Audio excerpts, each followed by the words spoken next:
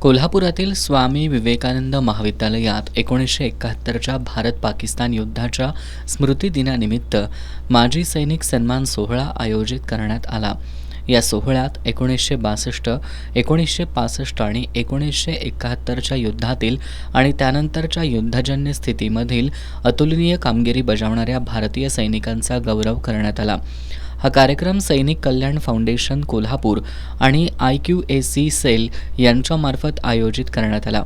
प्राध्यापक संजय थोरात यांच्या अध्यक्षतेखाली झालेल्या या कार्यक्रमात कर्नल RN देशपांडे यांची प्रमुख उपस्थिती होती.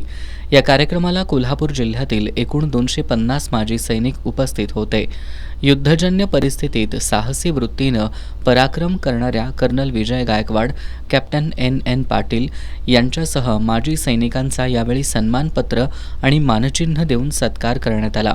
देशाचं ऐक्य आणि अखंडता टिकवण्यासाठी भारतीय स्थलसेना, नौसेना आणि वायुदलाच्या सैनिकांनी आणि अधिकाऱ्यांनी केलेल्या अतुल्य पराक्रमामुळं आज आपण संपूर्ण विश्वात सुरक्षित नागरिक आणि महासत्ता म्हणून उदयास आलो आहोत.